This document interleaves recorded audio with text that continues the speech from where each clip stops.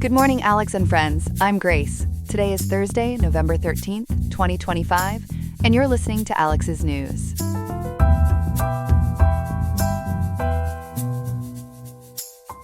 The high in Riverside today is 78.2 degrees, with a low of 56.2, so expect a mild day with comfortable temperatures for getting out and about. Coming up, we'll examine what newly resurfaced emails reveal about President Trump's associations with Jeffrey Epstein and explore the reasons behind California's move to revoke around 17,000 commercial driver's licenses held by immigrants. Plus, other key stories on politics, tech, and local impacts.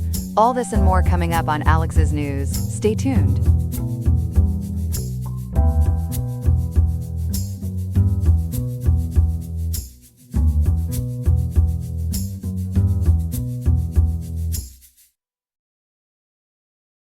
Good morning, folks.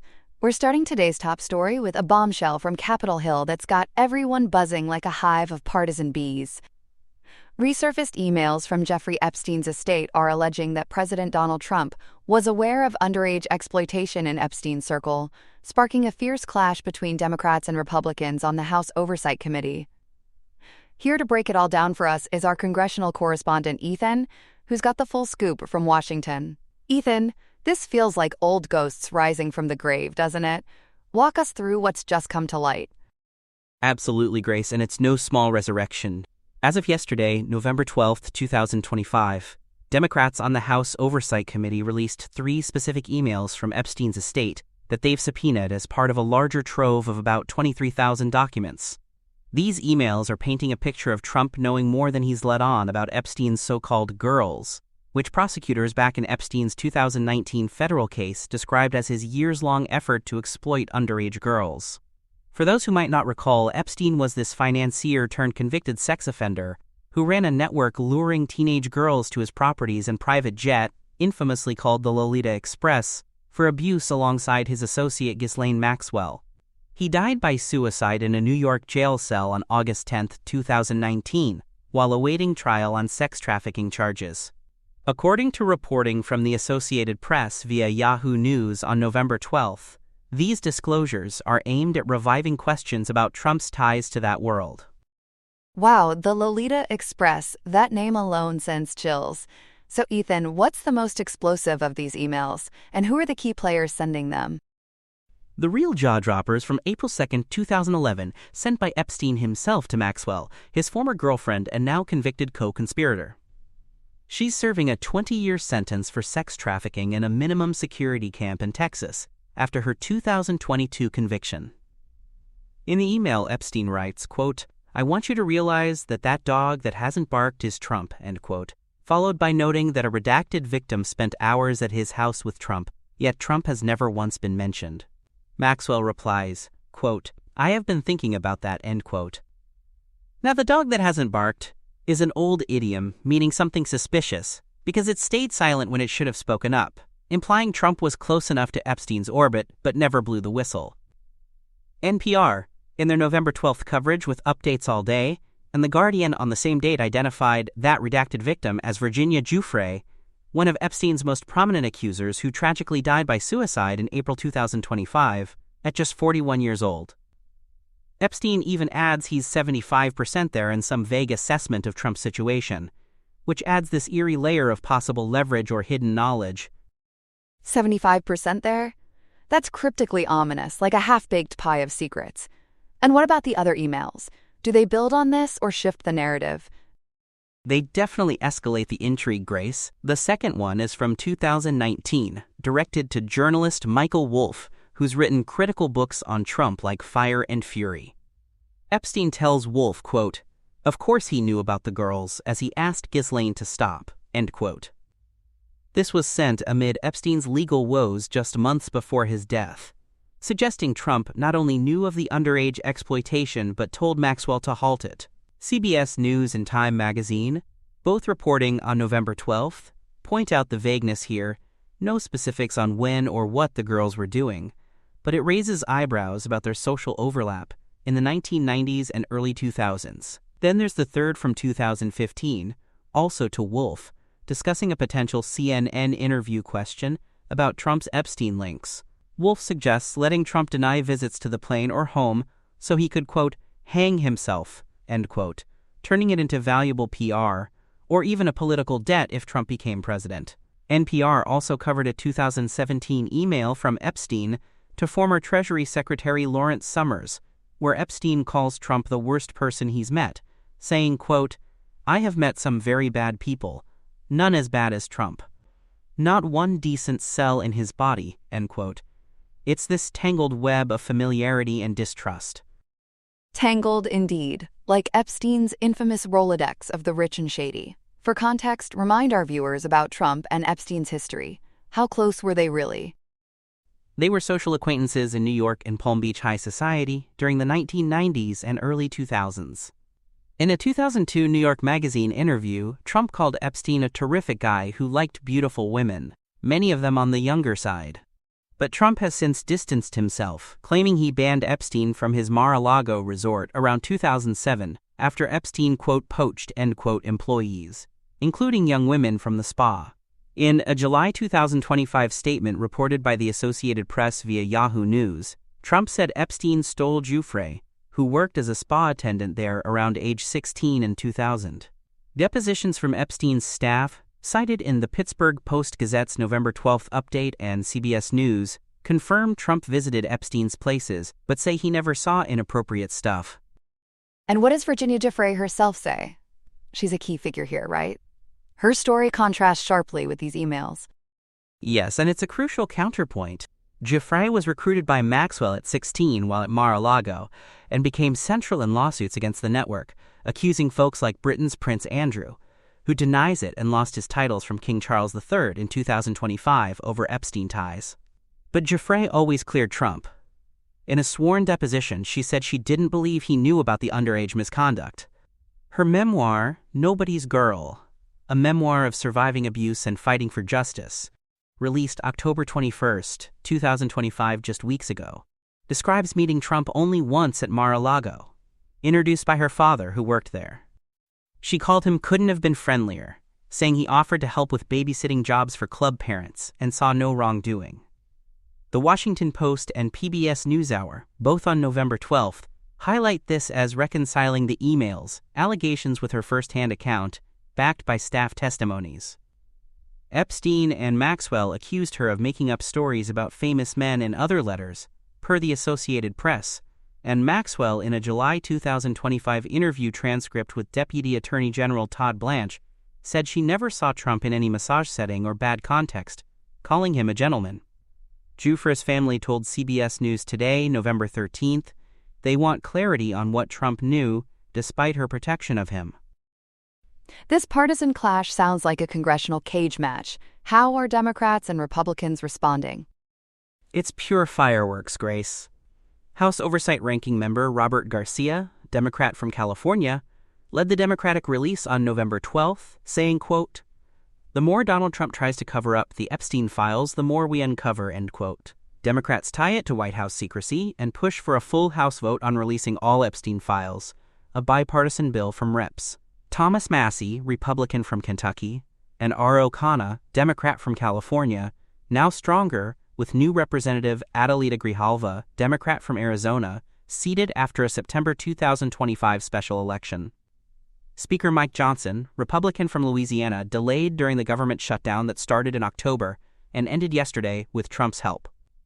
Republicans fired back by dumping over 20,000 pages from the estate later that day, accusing Democrats of cherry-picking for clickbait. Their release, detailed in House.gov press releases on November 12th, includes Epstein's emails bashing Trump's rise, financials, and court docs, but no Trump smoking gun. One 1993 note mentions Epstein giving a 20-year-old girlfriend to Trump and photos of Donald and girls in bikinis, but it's unclear and unverified, per Time and The Guardian. President Trump posted on Truth Social yesterday calling it the Jeffrey Epstein hoax again, urging focus on opening up the country post-shutdown. White House Press Secretary Caroline Leavitt told NPR, CBS News, and the Associated Press it's a hoax and bad faith distraction from Trump's historic wins, stressing Giuffre's positives and Trump's ejection of Epstein as a creep. Representative Don Bacon, Republican from Nebraska, supports full releases, hinting at bipartisanship. And the authentication? Are these emails the real deal, or just more political fog? That's the million-dollar question still hanging, Grace. As of today, November 13th, media like NPR and The Guardian say they haven't independently verified the emails, though Democrats claim a subpoenaed chain of custody from the estate. No full headers or metadata released publicly, victims redacted. Michael Wolff told CNN yesterday he vaguely remembers the context from Trump. Epstein talks, but no full confirm. Maxwell's attorney David Marcus hasn't commented on these specifics, but praised Trump's transparency before to CBS. The Democrats' 3 emails are in a press release and Google folder on oversight.house.gov/Democrats, November 12th release titled House Oversight Committee Releases Jeffrey Epstein Email Correspondence. Republicans, 20,000 pages with backups on oversight.house.gov/Republicans. Press release Oversight Committee releases additional Epstein estate documents.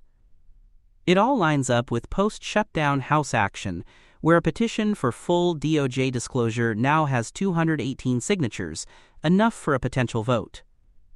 Outlets like Forbes, The Daily Beast, and the Miami Herald from November 12th to 13th warn it might be more noise than news, given Epstein's death and Giuffre's cleared accounts, but it keeps the calls for accountability alive in this notorious scandal. Ethan, you've unpacked a Pandora's box of politics and past associations there. Thanks for joining us with all those details to keep us informed. My pleasure, Grace. Always here to navigate the twists. Good morning, folks. We're turning now to a major development out of California that's stirring up quite the roadblock in the world of immigration and trucking safety. Today, state officials announced they're revoking about 17,000 commercial driver's licenses issued to immigrants, all in response to federal pressure. This could shake up industries from farms to freeways. Joining me to unpack this is our transportation and policy reporter, Chloe. Chloe, this feels like California hitting the brakes on a policy that's been rolling along for years. What's the latest on why this is happening now? That's right, Grace. According to reporting from NPR, this announcement on November 13, 2025, comes from a state review that found mismatches between the expiration dates on these commercial driver's licenses, or CDLs, and the holders' legal authorization to stay in the United States. Essentially, under California state law, as documented by the Department of Motor Vehicles, or DMV, these licenses can't outlast someone's reported legal status. So the state is complying by sending out 60-day notices to affected drivers before invalidating them. It's not about saying the licenses were illegal when first given out, but more of a technical correction to align with the law. ABC7 Los Angeles points out that all these drivers had valid federal work permits, like employment authorization documents, or EADs, at the time of issuance. 60 days notice sounds like a short runway for truckers who rely on these jobs. Can you explain what an EAD is for viewers who might not be familiar, and how this ties into the bigger federal-state clash? Sure, Grace. An employment authorization document, or EAD, is basically a work permit issued by the federal government to certain immigrants, allowing them to legally work in the U.S. for a set period. NPR, drawing on Associated Press reporting, explains that the issue here is cases where CDLs were extended beyond those EAD expiration dates. This has been under the microscope from the Trump administration, especially U.S. Transportation Secretary Sean Duffy, who's called out California for what he sees as lax licensing practices. The decision follows months of scrutiny, and ABC News, in its November 12th coverage, notes that California's internal review was really kicked off by Duffy's concerns raised in recent months. Duffy seems to be steering this ship hard. What sparked all this federal attention? I hear there were some tragic incidents involved. Absolutely, and it's no small detour from routine policy. The controversy really revved up with a series of high-profile fatal crashes in 2025 involving immigrant truck drivers. NPR reported that things peaked in August 2025 with a Florida crash where an unauthorized tractor-trailer driver named Harjinder Singh, an Indian national who entered the U.S. illegally in 2018, made an illegal U-turn and killed 3 people. He had a valid California-issued CDL at the time, backed by an unexpired EAD, but federal officials later flagged potential lapses, like in English proficiency testing, which he had failed multiple times. Other incidents include a March 14 Texas multi-vehicle collision involving a driver with a non-domiciled CDL and prior violations, a May 6 Alabama crash with Ukrainian visa holder Andriy Dmyterko, who needed a translator and whose visa was revoked after the fact, and an October 21 fiery crash in Ontario, California, where 21-year-old Indian immigrant Jashanpreet Singh, suspected of drug impairment, held a valid state CDL. ABC 7 and ABC News link these to Duffy's reform push, noting the Federal Motor Carrier Safety Administration, or FMCSA, identified at least 5 fatal crashes with non-domiciled CDL holders this year, though that's just 0.31% of all fatal truck crashes. 0.31% still packs a punch in terms of lives lost. But is there data showing these non-citizen drivers are riskier on the road overall? Not really, Grace. FMCSA data, as referenced in FreightWaves and CDL Life reports, shows no overall evidence that non-citizen or non-domiciled CDL holders have higher crash or violation rates than U.S. citizen holders.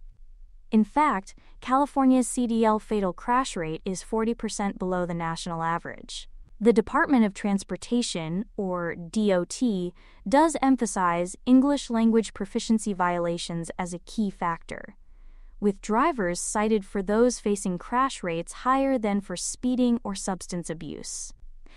Duffy, speaking alongside Vice President J.D. Vance outside the White House on October 30, 2025, as captioned in NPR's accompanying Associated Press photo, has used these incidents as proof of safety risks from, quote, improperly issued, end quote, licenses.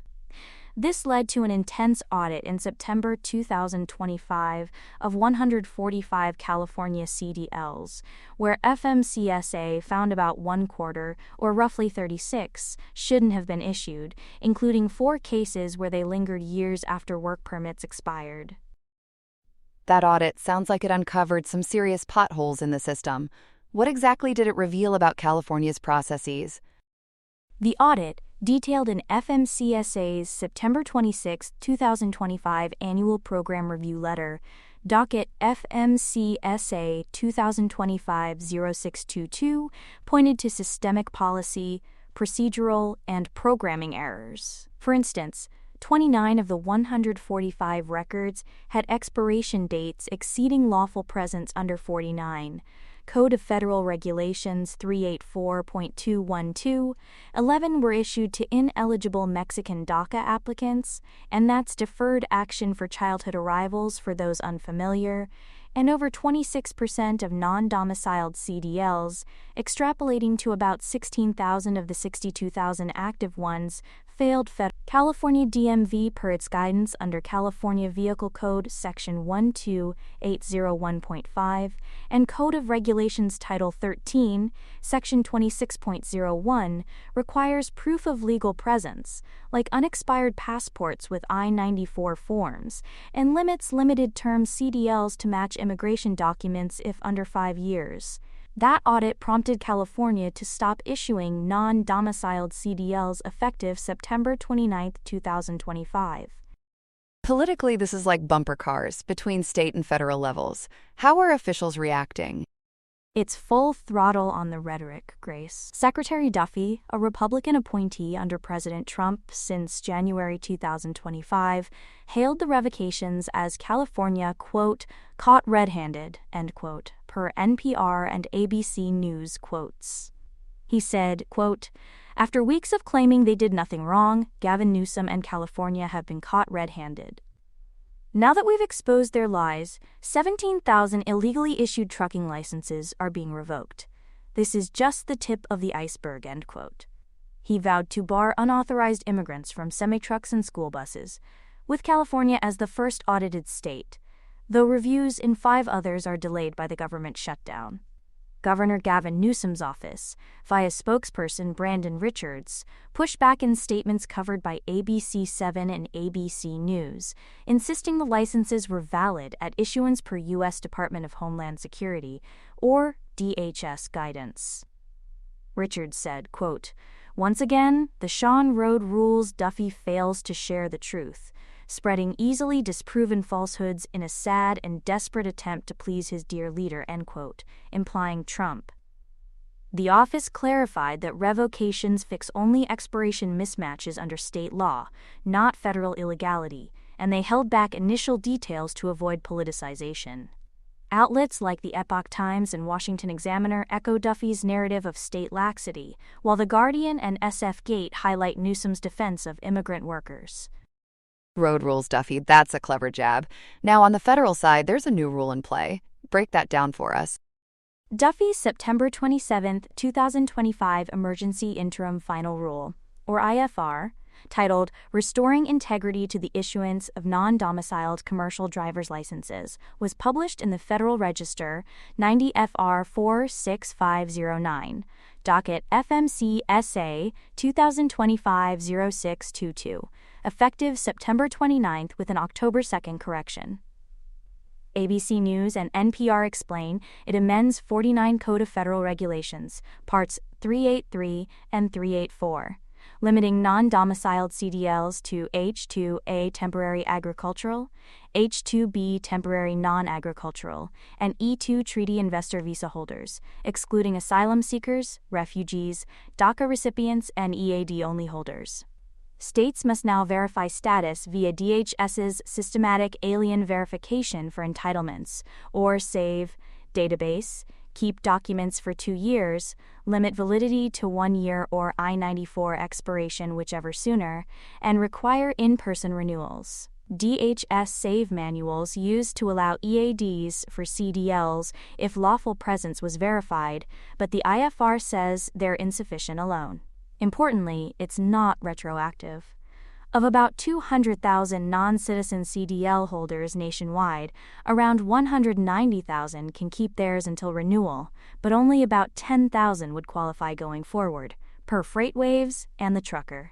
California's 17,000 revocations predate the IFR, but stem from the audit's pre-existing mismatches, not the new limits. With the economy in mind, how will this impact California's trucking and agriculture sectors? It's like throwing a wrench in the gears, Grace. SF Gate and FreightWaves report immediate driver shortages worsening the national trucking shortfall, hiking replacement costs and delaying deliveries. Smaller carriers and independents could lose their livelihoods, according to the trucker and CDL Life. Agriculture, which produces 75% of U.S. fruits and nuts and 1/3 of vegetables, risks spoilage from transport delays. Past immigration actions have caused chaos, and HSToday.es notes cascading effects on the 75% undocumented farm workforce. Compounding this, DOT withheld $40 million in Motor Carrier Safety Assistance Program funds on October 15, 2025, for English proficiency non-compliance under 49 Code of Federal Regulations 383.51, per DOT.gov notices. Duffy threatens $160 million more in highway funds, potentially doubling next year, unless all improper CDLs are revoked, tied to the IFR and September 26 enforcement letter. These cuts hit infrastructure, road safety, and programs, as California uses funds for repairs, per AP News and KMJ Now. And legally, is this set in stone? Or are there challenges ahead?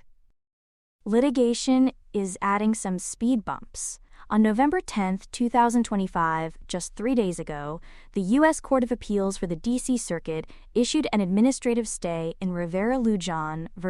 FMCSA, case number 25-1215, filed October 27 by groups like Public Citizen, AFSCME, AFT, and drivers including a DACA recipient and asylum seeker.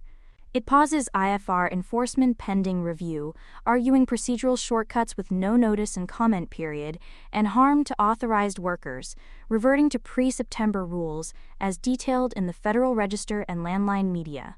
A full stay decision is pending, with public comments closing November 28, 15 days from now. King County, Washington sued separately over transit impacts, per Press Herald.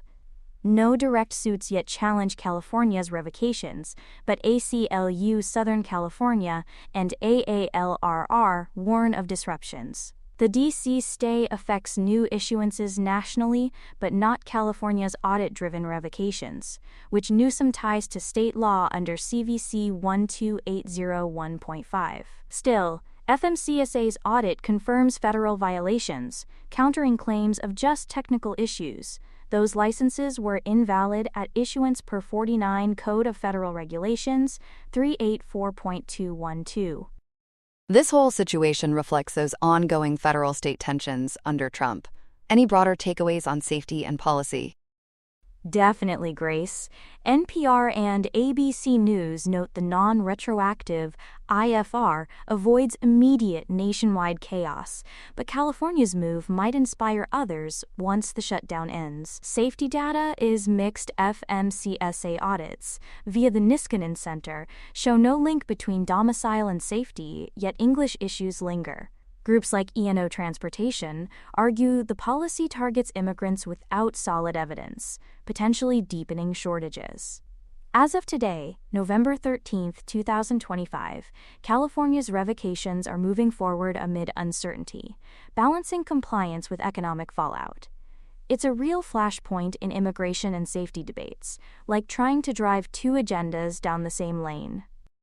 Chloe, you've given us a thorough roadmap through this complex story. Thanks so much for breaking it down. My pleasure, Grace. Here are some other headlines. In Kyiv, a power struggle is more than a metaphor.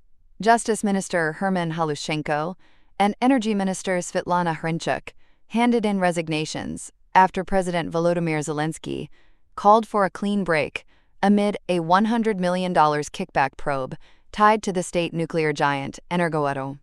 Anti-graft investigators say a close Zelensky associate, Timur Mindich, allegedly engineered the scheme and has reportedly fled.